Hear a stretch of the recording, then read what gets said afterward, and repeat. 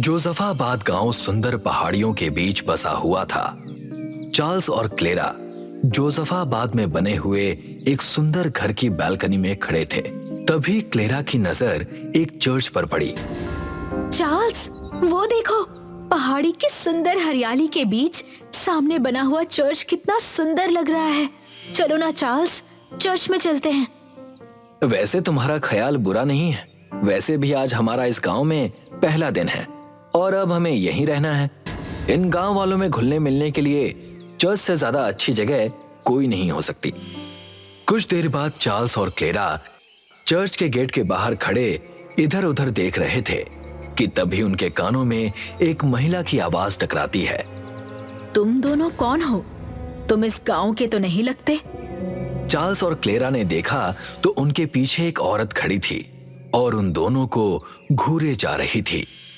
मेरा नाम चार्ल्स है और ये मेरी फ्रेंड क्लेरा। आपने सही कहा, हम इस गांव में नए हैं। मेरा नाम मार्था है। अगर अपनी जान की सलामती चाहते हो तो इस चर्च के आसपास भी मत भटकना। ये चर्च बरसों से बंद है। इतना कहकर मार्था तेज कदमों के साथ वहां से चली गई। इसके बाद चार्ल्स ने क्लेरा की ओर देखकर कहा, अजीब बात है, इस चर्च की हालत देखकर तो नहीं लगता कि चर्च बंद है, और अगर ये बंद है तो इसका दरवाजा खुला हुआ क्यों है? चार्ल्स ने इतना कहा ही था कि तभी चार्ल्स के कानों में लड़की की आवाज टकराई। क्या तुम दोनों चर्च के बाहर ही खड़े रहोगे या फिर अंदर आकर प्रे भी करोगे? चार्ल्स और क्लेरा ने जैसे ही पलट कर देखा तो सामने एक सुंदर नन खड़ी थी। चार्ल्स ने नन की ओर देखकर कहा, अभी कुछ सेकंड पहले मार्था नाम की एक औरत बता रही थी कि चर्च बरसों से बंद है। मगर उसने चार्ल्स की बात का कोई जवाब नहीं दिया और वो तेज कदमों के साथ चर्च के अंदर चली गई। चार्ल्स और क्लेरा भी उसके पीछे पीछे चर्च के अंदर चले गए। चर्च के अंदर अंधेरा फैला हुआ था। अचानक चर्च के अंदर रखी हुई मोमबत्तियां अपने आप जल उठी। ये देखकर चार्ल्स डरते हुए बोला, ये क्या हो रहा है क्लेरा? मुझे यहाँ कुछ ठीक नहीं लग रहा। हमें यहाँ से चलना चाहिए। और वो नन कहाँ गायब हो गई? तभी चार्ल्स और क्लेरा के कानों में किसी औरत के गुर्राने की आवाज टकराई। उन दोनों ने जैसे ही पीछे पलट कर देखा तो उन दोनों के होश उड़ गए। पीछे वही नन खड़ी थी जिसका चेहरा अब भयानक हो चुका था। उसकी आंखों की पुतलियां गायब हो गई थीं। वो उन दोनों को वहशी मुस्कान के साथ देख रही थी। इसका मतलब मार्था नाम की औरत सही कह रही थी।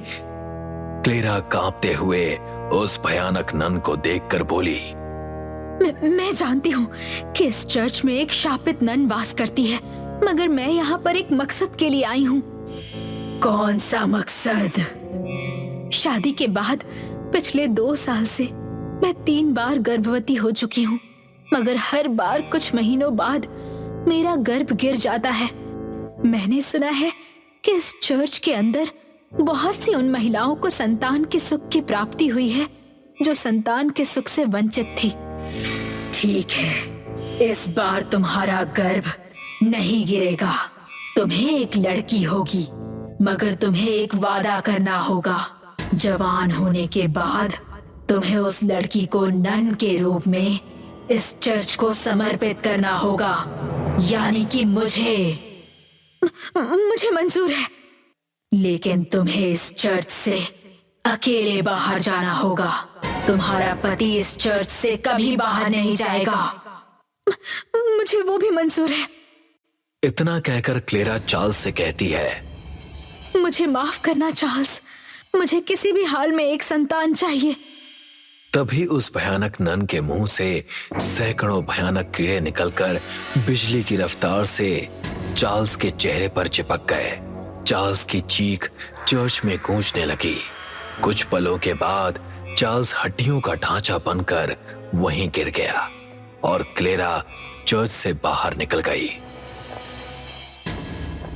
इस घटना के 20 साल बाद क्लेरा की बेटी एना 20 वर्ष की हो चुकी थी।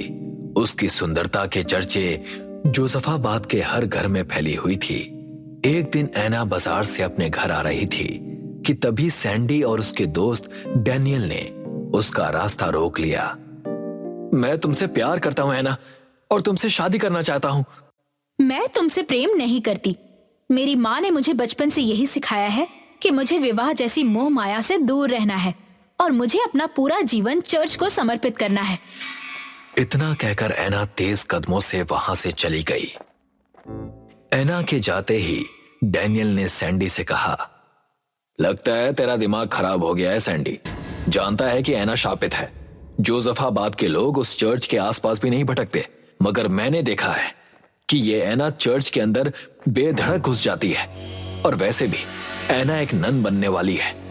हाँ, जानता हूं कि एना नन बनने वाली है, उसके बाद भी मैं उससे प्यार करता हूं।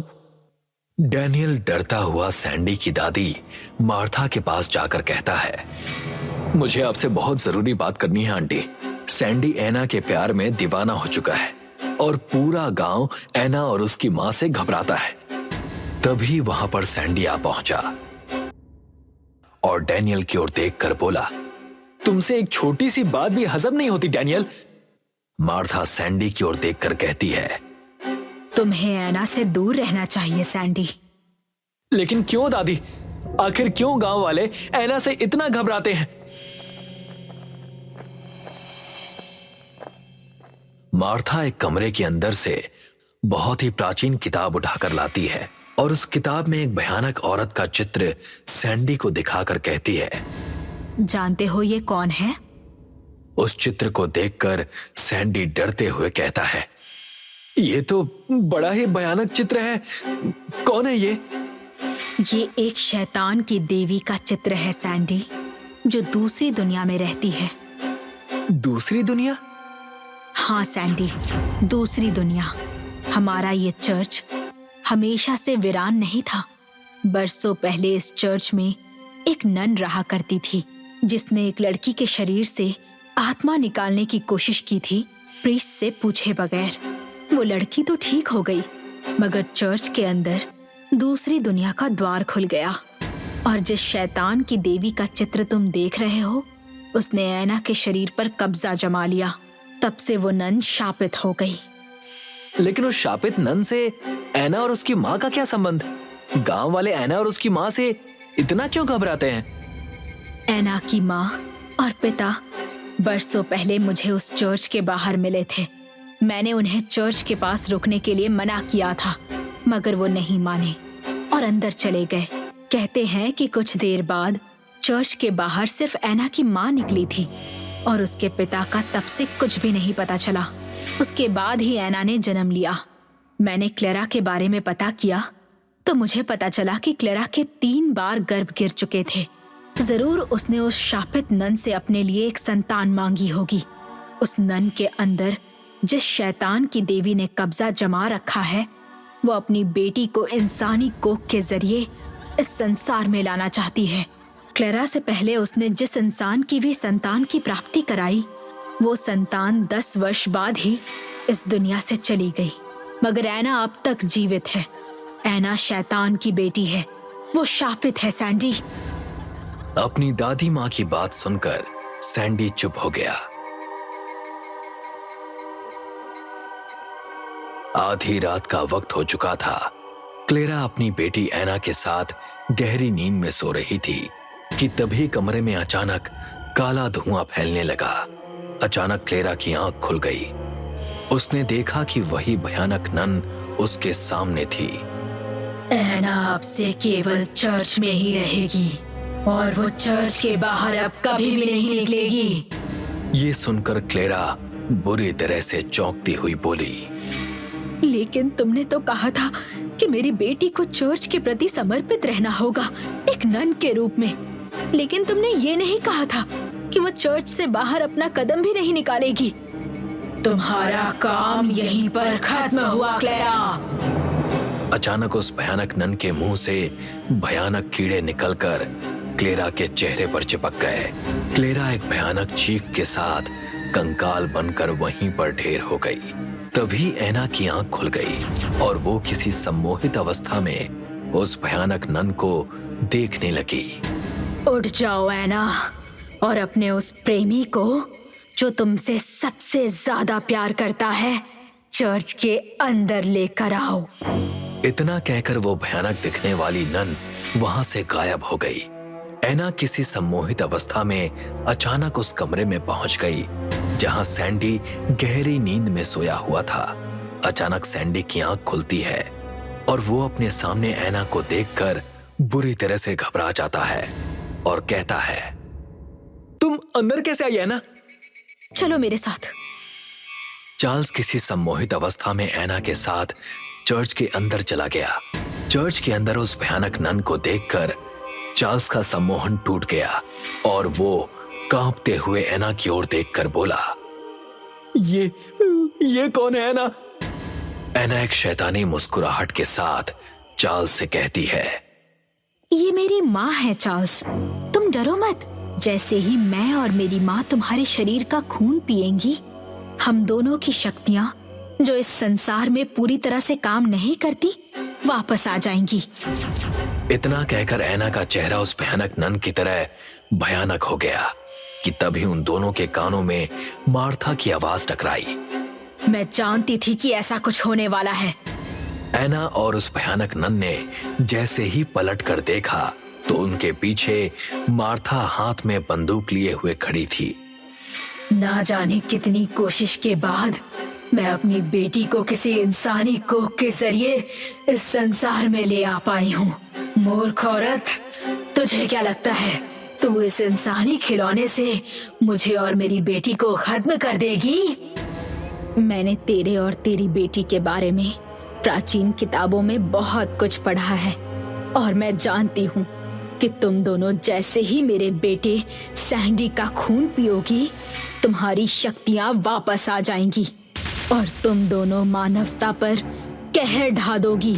मैं ये भी जानती हूँ कि मैं तुम्हारा मुकाबला नहीं कर सकती और उसके बावजूद भी तुम यहाँ मरने चली आई। तुमने मेरी पूरी बात नहीं सुनी। अगर मैं अपने बेटे को मार दूं, तो मैं ये भी जानती हूँ कि तुम दोनों हमेशा के लिए इसी चर्च के अंदर कैद होकर रह जाओगी और तुम्हारी शक्तियाँ भी खत्म हो जाएंगी। तुम दोनों के कहर से मानवता को बचाने के लिए अगर मुझे खुद अपने बेटे की बलि लेनी पड़े तो मुझे कोई हर्ज नहीं। इतना कहकर मार्था ने तुरंत गोली चला दी। ये तूने क्या किया? अपने ही बेटे को मार डाला। तभी उस भयानक नन और मार्था के शरीर में आग लग गई। मार्था तुरंत उस चर्च से बाहर निकल आई।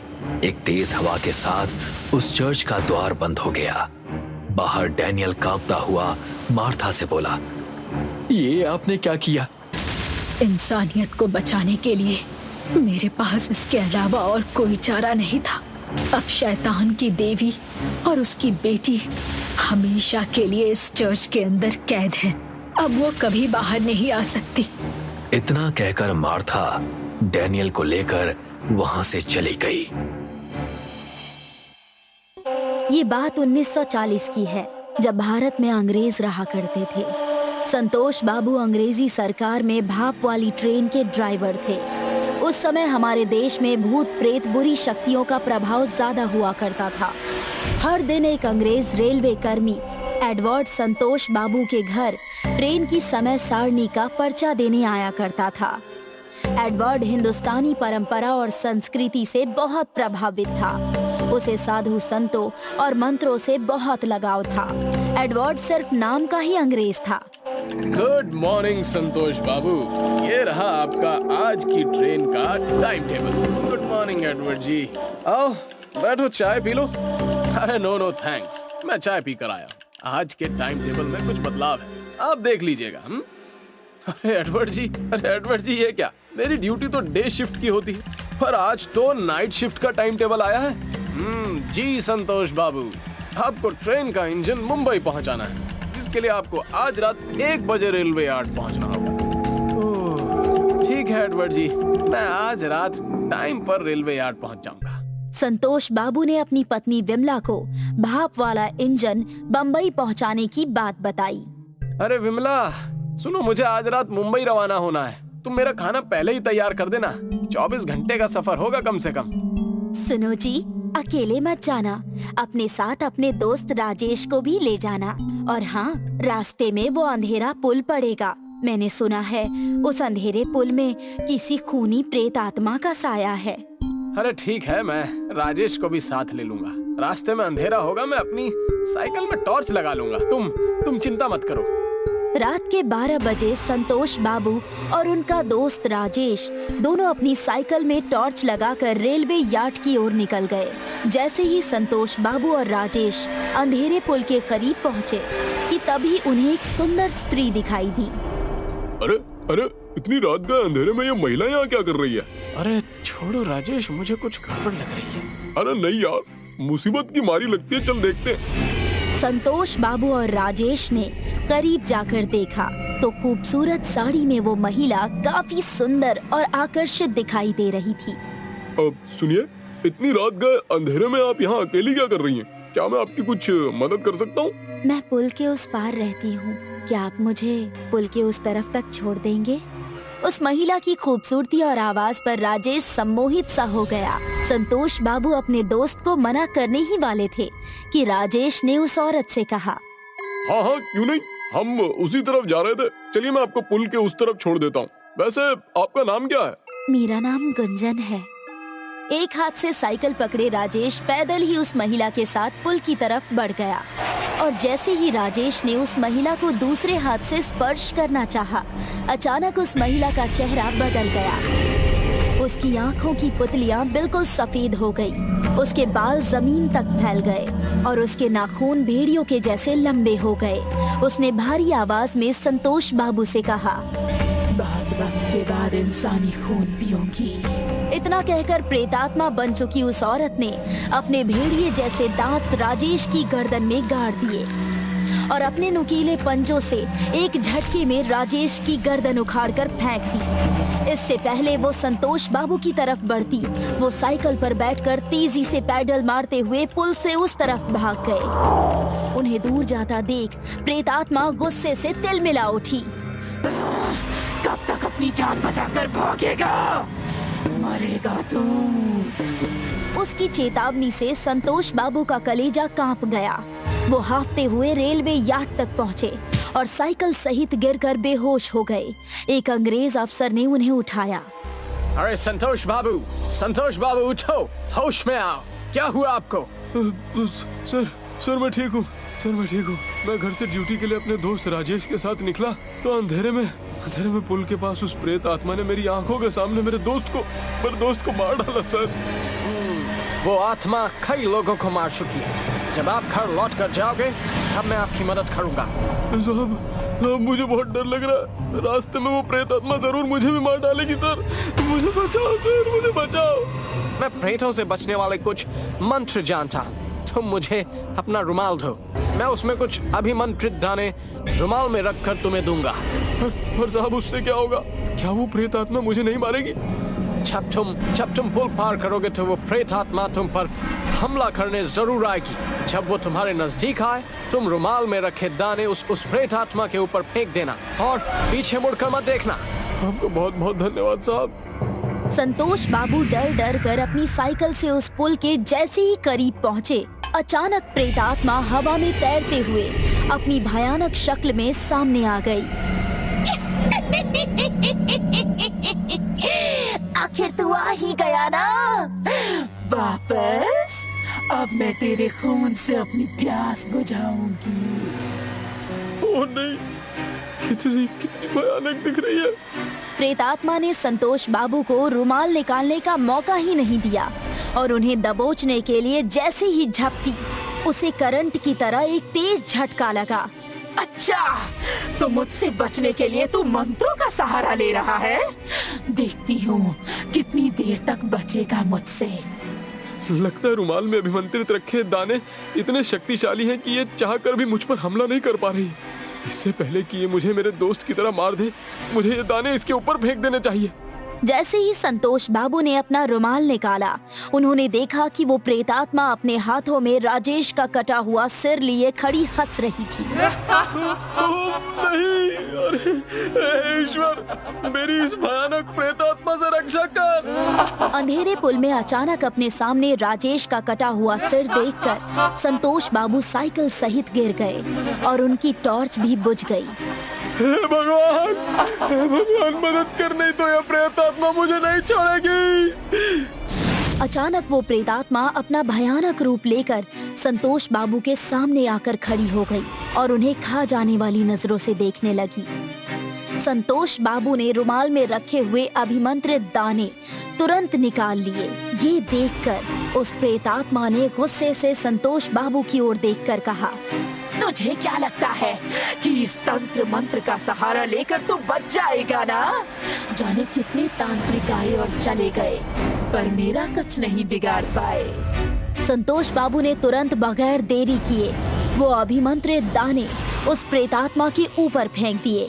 दाने गिरते ही प्रेतात्मा बुरी तरह से चिल्लाने लगी। उसकी चीख पूरे सन्नाटे में गूंज गई। वो गुस्से से बोली, चालाक आदमी, आज तो तू मेरी पकड़ से बच गया है, पर कभी न कभी तो यहाँ जरूर आएगा। उस दिन मैं तेरे खून से अपनी प्यास बुझाऊंगी। प्रेतात्मा की भयानक आवाज संतोष बाबू के कानों में पड़ रही थी, पर उन्होंने पीछे मुड़कर नहीं देखा और तेजी से घर की ओर निकल गए। घर पहुंचने पर, अरे आप आ गए, इतने घबराए हुए क्यों हैं आप? मेरे कुछ मत पूछो विमला, मेरा दोस्त मारा गया उस अंधेरे पुल में।